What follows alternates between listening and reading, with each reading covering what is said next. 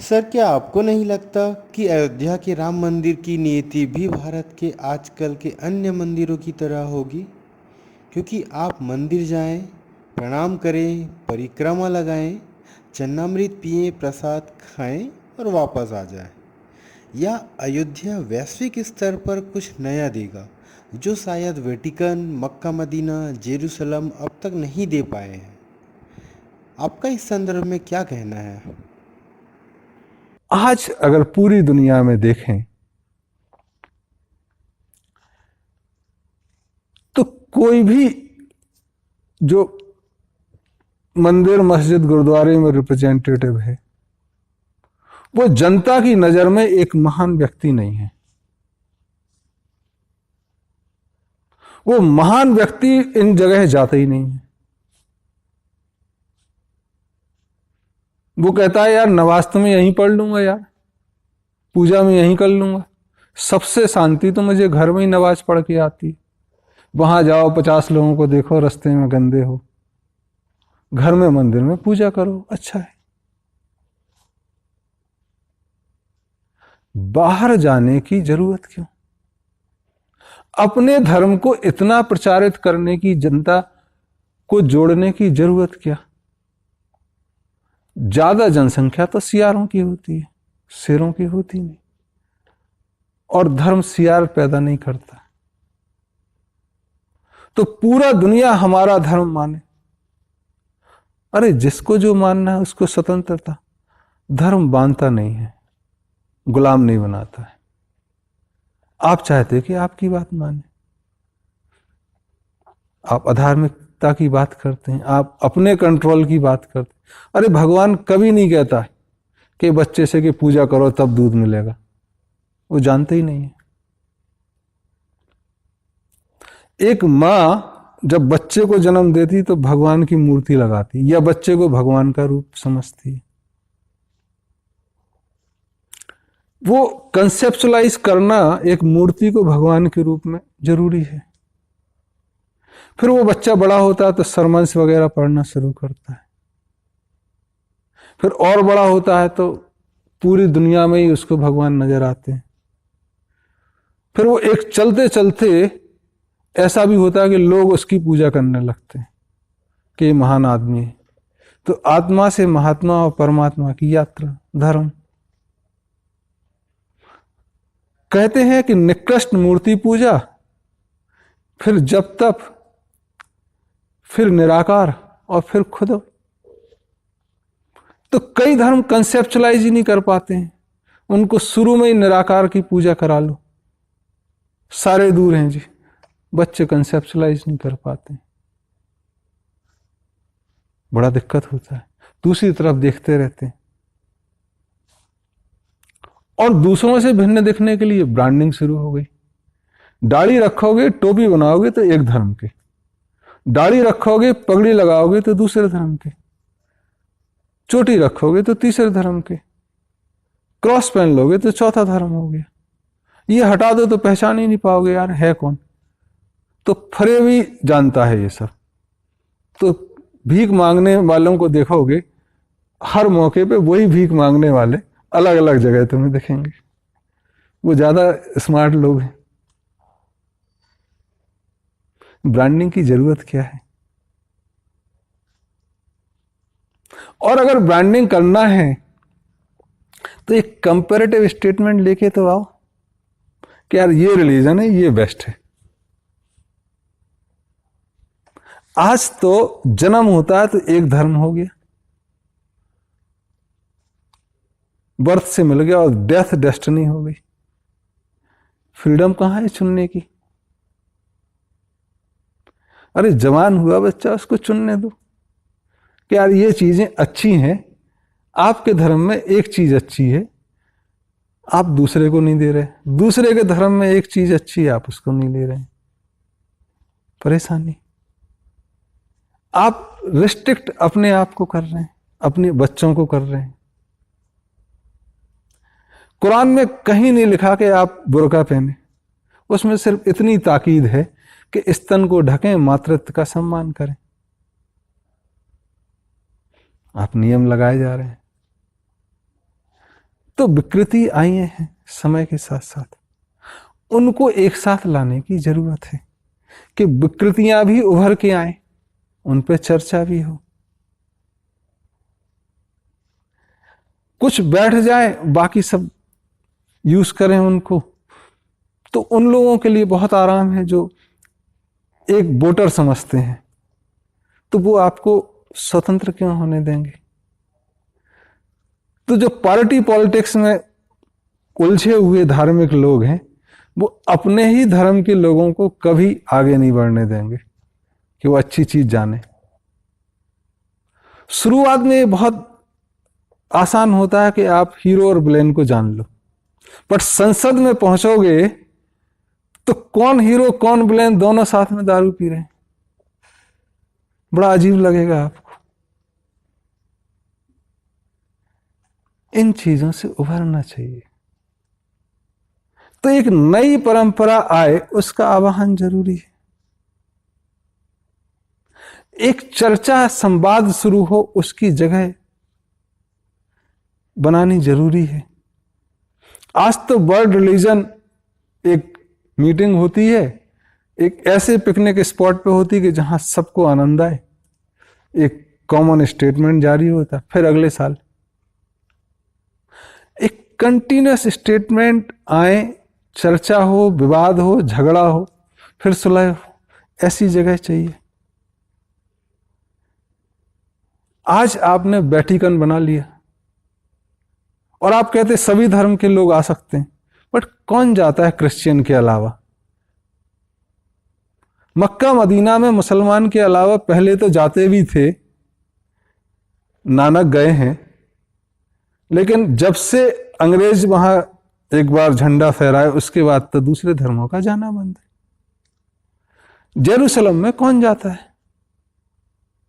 आप तो उसको पॉलिटिकली इतना पॉलिटिसाइज कर लिया कि दूसरों का दम घुटे। तो एक ऐसी जगह का चुनाव जरूरी है जहां एक फीलिंग हो, एक वाइब्रेशन हो, जो सबको अट्रैक्ट कर सके।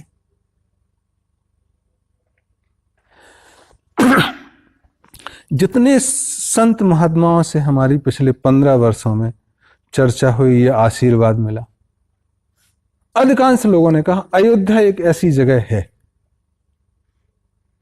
जो एक सबको कन्वर्ज करने लायक है, आकर्षित करती है। लोग उस पर झगड़ा करने को तैयार हैं क्योंकि वो उसे अपना समझते हैं। तब सही समाधान की जरूरत है। हम भी जाके देखें, मुझे भी ये महसूस हुआ कि ये आकर्षित करती है, तो कोई जाके देखे वहां पे। विज्ञान में आप ऐसे मॉनिटर लगा सकते हैं कि कितनी फ्रिक्वेंसी वहां की एनर्जी है। मुझे लगी है जो आशीर्वाद आज तक मिले हैं विभिन्न धर्मों के और जो वहां गए हैं, उनका ये जगह है आकर्षित करती है।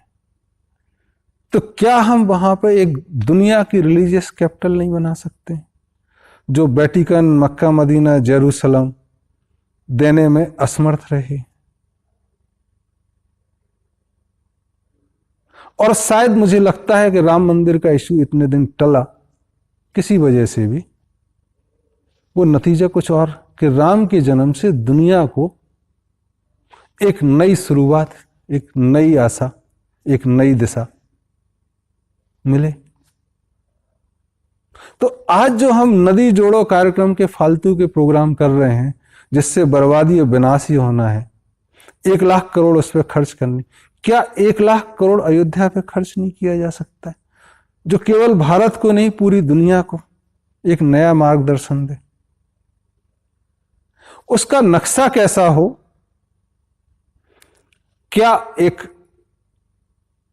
स्वास्थ्य की तरह हो सकता है जिसके केंद्र में सब लोग मिले और ऑक्टागोनल, हेक्सागोनल या और बड़ा एक समान दूरी पर सब धर्म के केंद्र रहें, बीच में संसद हो जहां सब लोग इंटरेक्ट करें, एक नया नगर बसाएं, वहां दुनिया का आह्वान करें कि अलग अलग धर्म के लोग आओ, अपना बेस्ट देके जाओ। और यहां से एक संग्रहित होकर चीजों को लेके जाओ और फैलाओ। इसकी जरूरत है। और मैं आह्वान करता भी हूं दुनिया की कम्युनिटी का, भारत के लोगों का, कि इस दिशा में आगे बढ़े। नक्शे में तब्दीली हो सकती है। ऐसा भी हो सकता है कि सेंटर में चारों दूर सारे देवी देवताओं, सब तरह की पूजाओं का व्यवस्था हो। यूनिवर्सिटी हो जहां लोग धर्म पढ़ें, और एक पूरी नई नगर व्यवस्था निकल के आए। पूरे पॉलिटिकल सिस्टम आगे क्या हो, डेमोक्रेसी या डेमोक्रेसी की आगे चीजें चले, जिसमें जो पद पे बैठे वो जमीन से जुड़ा हुआ हो, उसमें कुछ डिवाइन कंटेंट हो। एक संसद हुई विदेश में 80 के दशक में, तो उसमें एक चर्चा हुई कि सबसे अच्छी सरकार कौन सी हो सकती है। तो एक व्यक्ति ने बोला, मुझे नहीं पता कैसी हो, लेकिन हम इतना कह सकते हैं कि यहां जो 250-300 लोग बैठे हैं, उसमें से कोई भी व्यक्ति कभी भी अगर असहाय असमर्थ महसूस करता है, तब उसकी सरकार से क्या आशाएं होंगी। जो भी सरकार उस चीज को पूरा करने में समर्थ होगी, वह बेस्ट होगी, वह सर्वोत्तम होगी। हम अपने जीवन के अनुभव से जानते हैं कि जब भी हम असहाय असमर्थ परेशान महसूस करते हैं, हम अल्लाह ताला को याद करते हैं, भगवान को याद करते हैं, या जीसस को या बुद्ध को, अपने अपने जिस हिसाब से बड़े हुए हैं।